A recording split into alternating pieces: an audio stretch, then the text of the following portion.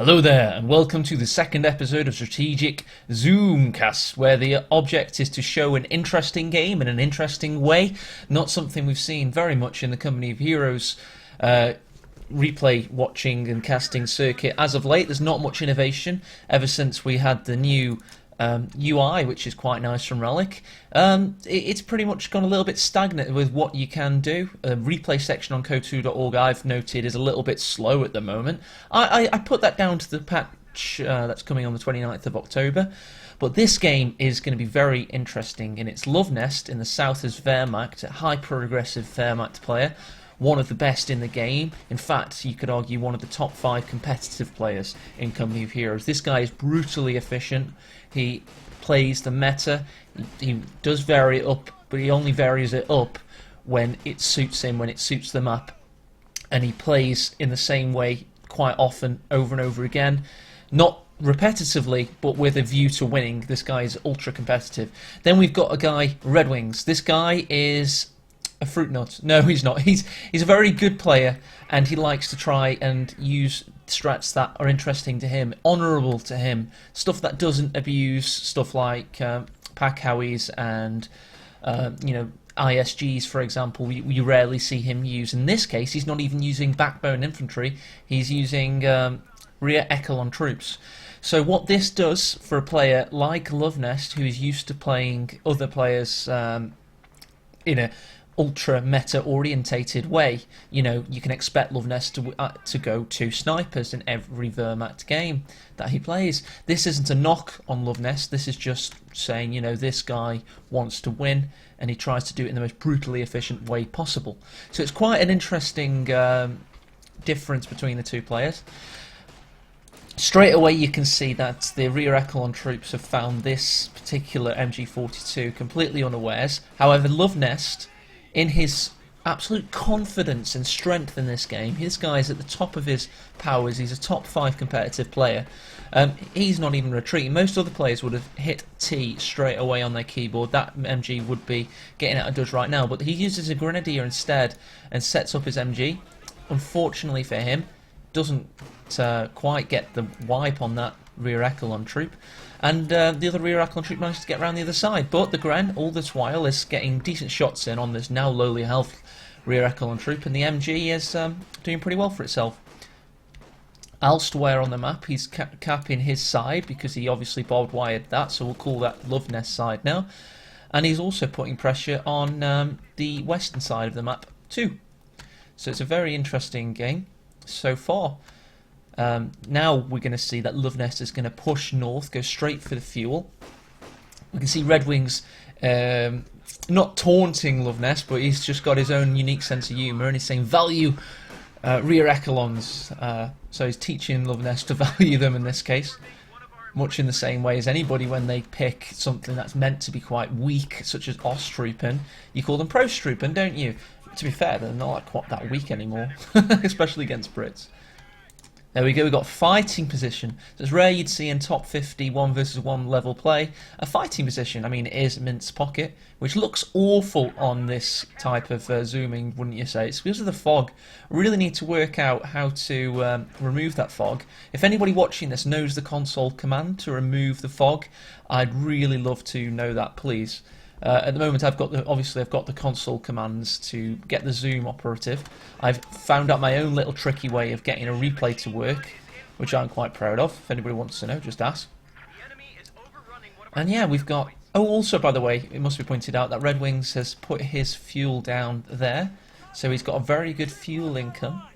And I've watched him play this strat before. He tends to rush the not the flak truck, the anti-aircraft truck for the Americans, the AA truck.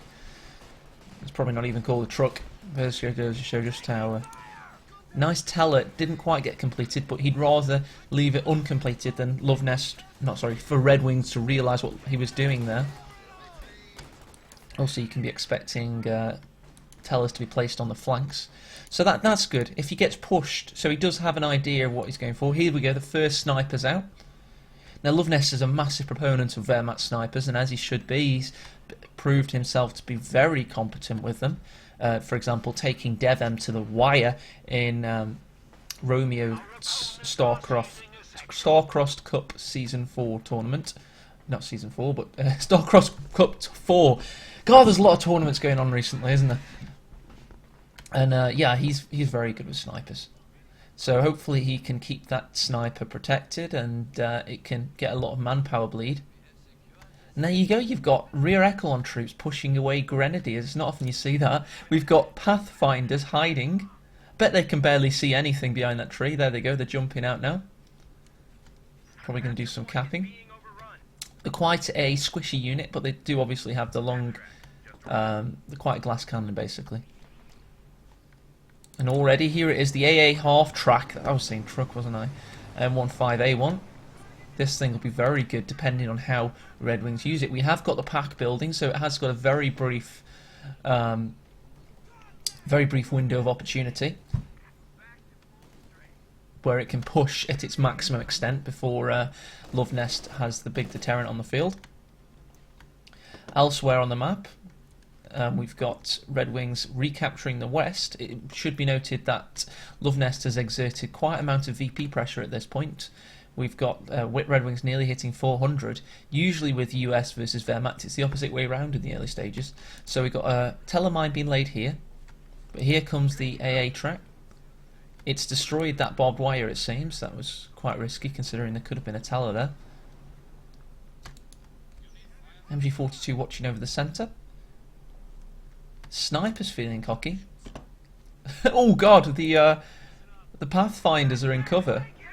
They could jump out of cover and possibly get that. We'll have to keep an eye on that. Here we go. The AA half track is doing a lot of damage there. It took Luvnest a little while to realise what was going on, and by now it's too late. We've got the steel, seemingly. Yeah, we've got the MG steel. We've got worker battle in the east. It's just saw the snipers now under fire. He's picking on the rear echelon troops, and the Pathfinders chase him away, getting no shots on retreat there. That's what he's got. RedxWings has got his ambulance up in base, and we've got a medic bunker in Luvnest's base. Have you noticed in every Come Heroes cap, during the lull after the first lot of early game fighting, the caster will invariably say, "He's got med healing. That'll be good because he can have full health squads coming onto the field." The same shit every cast. Ooh! Good rifle nade off on the Pathfinders there. And now we're seeing the benefit of strategic zoom cast. It's not so much about the zooming out like Supreme Commander. It's more just opening up the field of view ever so slightly, like a Blitzkrieg mod-like view. I mean, you do lose some of the detail, and every game tells a story, so you can lose some of the story. But you gain a lot of strategical oversight. I mean, these players are the kind of players that have the micro ability to be able to do more than one thing at a time, or be able to micro more than one engagement at a time rather. Already Vet 2 on these LMG Grens, 9 kills, not bad. Obviously picking on a lot of rear echelon troops, but here comes the lieutenant, or the lieutenant if you're an American, to push him away. Pack setting up in the centre, getting that victory point back. The half track's getting repairs. It'll be back in combat soon. Ooh, we've got paratroopers dropped. Once they've gotten their upgrade, they'll be quite powerful. In fact, they're already upgrading it. Thompson machine guns on the way. MG42 is facing north, keeping this at bay, and we've got the paratroopers coming in south. The sniper is in a precarious position. Unfortunately, for RedxWings, he got pinned before he could execute a few shots on the sniper. Paratroopers, however, are still going to go for it. They're going to get LMG. Yeah, the MG's still okay. They're going to get LMG focus fired. But here comes the AA half-track. That'll focus on the LMG Grens. In fact, it'll wipe the LMG Grens before taking a pack shot to the rear. That was a good take for RedxWings. So you'd say he's probably winning right now. In fact, you could authoritatively state that because RedxWings is on 40 pop cap and Luvnest is on 30. So in terms of overall compositions, you've got 5 rear echelon troops versus 1 grenadier now. So Luvnest is really suffering. He is, however, building another sniper. So this goes back to what I was saying very at the start of the cast. Luvnest does have a degree of inflexibility to his builds. You could argue that although 2 snipers is great for bleeding opponents in high-level games, when you're pushed back this much and you're up against somebody that's using units that don't cost very much in rear echelon troops, these guys are very cheap and very cheap to enforce. I mean, 2 snipers are going to kill a lot of... Oh god, the tower goes down! Oh! I would have thought he would have swept that. He's got 2 sweepers, one there so close yet so far away.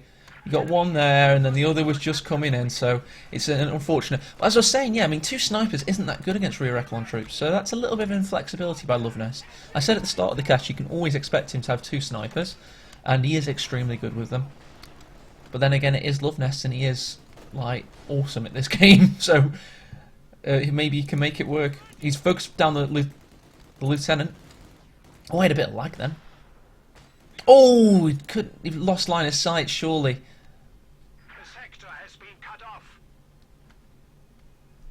Now we've got a full cut-off there. Let's have a little look at the fogginess of the map. It does look massively different when you look out, doesn't it? Looks like it does look a little bit realistic, doesn't it, in a way? It's like, I can't wait till I figure out how to remove fog. It does look quite interesting. So those rear echelon troops with 1 kill are still proving to be a thorn in Luvnest's side. I want to see how he gets out of this. He hasn't chosen a commander at his disposal. He does have G43s if he was to get some more Grens. He could use close air support. He's got mobile defense if he's lagging behind and his opponent is abusing medium armor. What would be good in this position for him is if... I lost my train of thought. I thought I had a great idea of what would be good. Oh yeah, an Ostwind. An Ostwind would be good in this situation, I feel. 2 packs and an Ostwind would be a good counter to squishy troops and, you know, an AA. What was an AA half track? It doesn't exist anymore. Oh, the 2 snipers. We've got 1 on 15 kills. The other chap's on 1 kill. He's obviously just been built.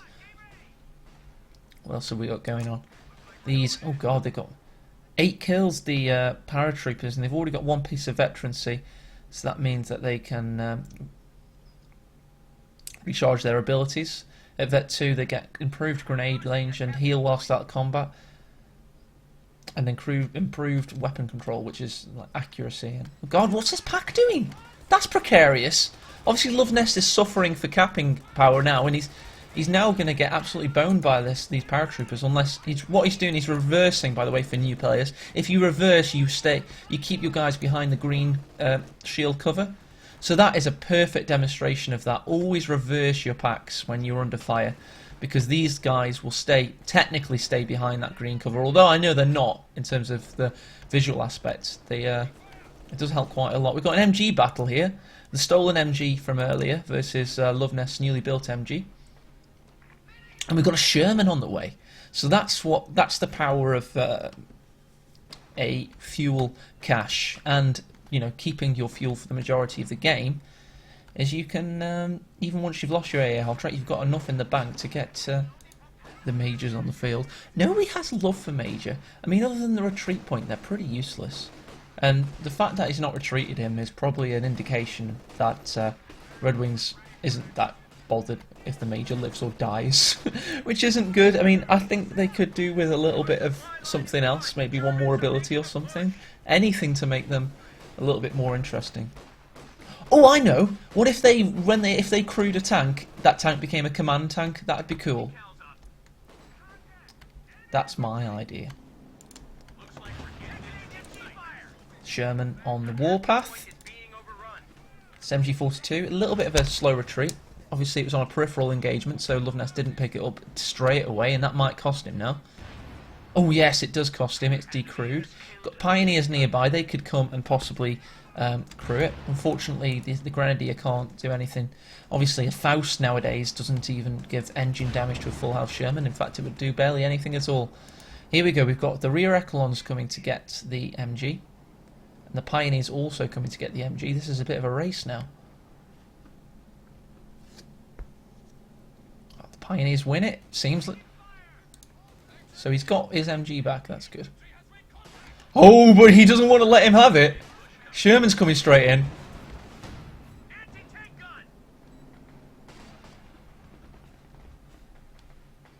Elsewhere, we've got the snipers in the centre, laying down to fire on these rear echelons. Oh god, they're gonna die surely. The pack is fine, that's under pressure from the rear echelons. He's just swept this area. There is a teller there, however he knows where the teller is and he's pushing to the northern tip of it and he's just going straight in. He's going for the snipers, it seems. Looks like he's going to divert straight past the pack, keep focusing on the snipers. He's also got the turret mounted MG, the pintle mount, so he can also... But he is taking fire. The pack's done a quick 180. Gets one sniper. He's going to go for the other. The sniper very quickly runs out while he's still retreating technically. So the grenadier and the MG just about block, and he's dead. Didn't he have time to finish the soundbite? He exploded. That's a good use of that pack there. This pack got decrewed in the meantime, so it was in fact a second pack that did that for Luvnest. He has decided to get 2 more Grens, by the way, in the meantime, and yes, he has gone for Lightning War Doctrine, which, by the way, is, I believe, Devem's favourite doctrine from watching OCF. It's a pretty meaty doctrine. Tactical movement's good. I like that. I wish I saw more of that in play. It's mainly good when you're against support weapon tier 2. Good wipe with a rifle nade. Second rifle nade wipe in this game. It's very good against tier 2 if you're on a map like Kharkov or something. Oh, that sniper nearly gets killed. MG42 saves its bacon just in time. Let's have a look what's happening in the north. 2 rear echelons moving in the south. Lieutenant getting some repairs. So he's just at the moment capping. It's a little bit of a lull in activity at this point. God, it is foggy, isn't it? And obviously we've got the Wehrmacht player. Oh, he's got a flame on his Pio. Now that'll make up for some of the manpower losses. When you convert your Pioneer into an offensive unit, it always makes up for at least 1 squad wipe, I think, anyway. It only really works against USF, though, because, the other 2 factions you need to sweep for mines. Oh, this rear echelon could be going down. He's going to push the other one way, indubitably. He's going to try and cap that first. In the north, we've got this Sherman focused down a Gren. This could be good. Let's do a bit of a free cam. No hands, Ma. Yeah, he's focused on the squads just at the back, it seems, because those 2 are grouped. Oh, nice. Got 1 more model. I think he would at this point have to worry about tellers, because I know the right flank is more popular for tellers on Minsk, but yeah, he's stopping now. Plus the pack was watching over, he'd gone too far. I would have expected that just went all the way from here, all the way down there and across, and didn't even get, kill 1 man in the entirety of that. That's really bad aiming. I'm blaming, what's his name? Is it Brad Pitt from the film Fury? He's putting smoke down to keep himself away from the pack. He's going to go straight for the sniper, it seems.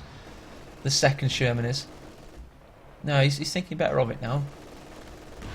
Just to the north, we've got the paratroopers really going ham. Really going ham for the MG there. And getting it. That's the second MG he will have stolen by now.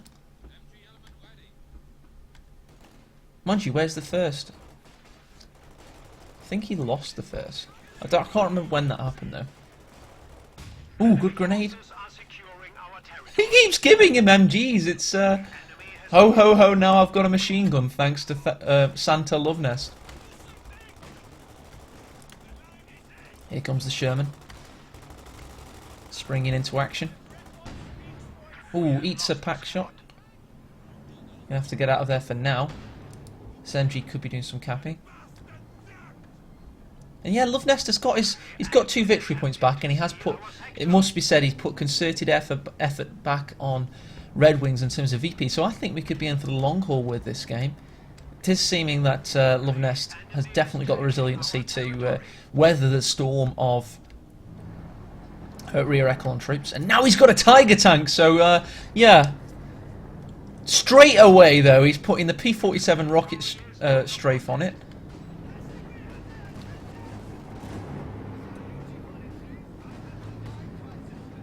Let's see if we can hover above the planes. Yeah, we can hover above the planes. That's so cool. Ah! Meow. I think you can... Oh, that's so cool. Yeah, that is cool. The lieutenant's, because he's obviously lacking bored up rifleman, that is one of his best troops. Usually you see the lieutenant die in USF play, I've noted. It's true, like the higher ranking officers usually die in these games. So yeah, the Tiger is utterly weakened by this strafe. These guys are just loitering over the battlefield. They look like, do you know what they look like? Do you know when you get those planes that can hang off like a child's ceiling on a string and then they do that? That's what that looks like. A child's playset. In terms of map control right now, if you've noticed in the background, RedxWings has absolutely been capping. So Luvnest has really been diminished by this strafe. In fact, he's pushing out before the strafe has disembarked. Just having a little poke. He can obviously soak up a little bit of damage, and he's going to take that risk now, it seems.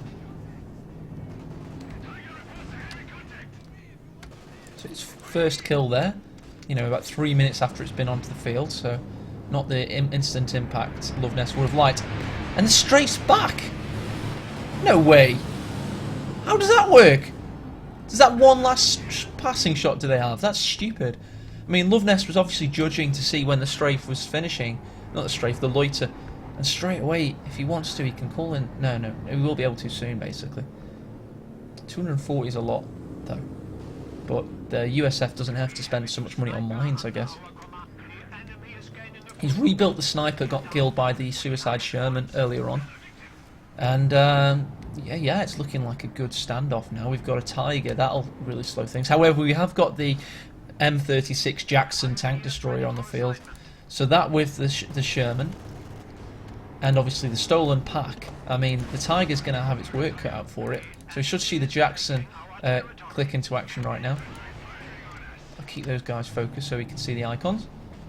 And straight look at the health of the Tiger, absolutely dissipates. Oh, and another frontal armor penetration. That's what Jacksons are good for. Very much the glass cannon.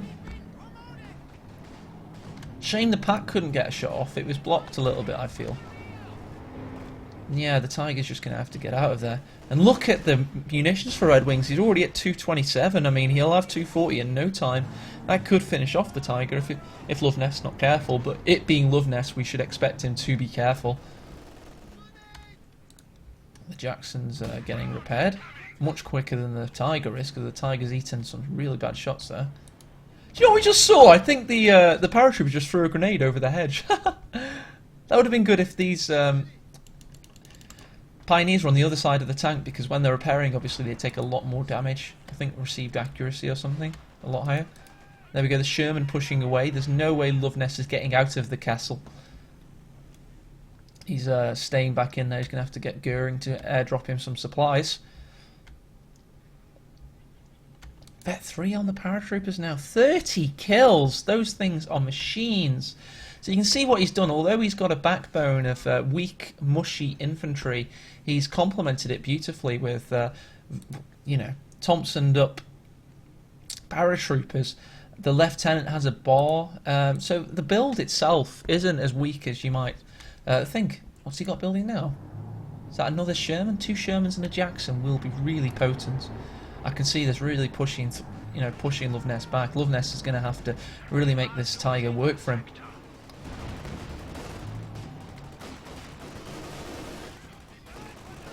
And here we go, 250 munitions spent straight away. Also a rear armor hit from the Jackson. We've got the... This looks like an almighty push from RedxWings. He's got the rear echelon troops also coming in. The snipers had to retreat. Some good shots in from the Thunderbolts. Here comes the Jackson tank destroyer. You've got the Sherman bringing up the rear. The Tiger's going to have to sit there and soak up some of this pressure. We do get one wipe on a rear echelon there, but the rocket strafe, unfortunately, did cut a silhouette around the tank. These ones don't, though. The second plane does hit the mark. This pack has been caught up in some trees. Didn't quite retreat as fast as he would like there. And the Jackson is wailing on the Tiger. Just about one more good shot would do it. Sherman goes in. Tiger down. This has got to be game. Yeah, GG call by Luvnest. Sniper down, and that's it. What a absolutely fantastic attack by RedxWings there.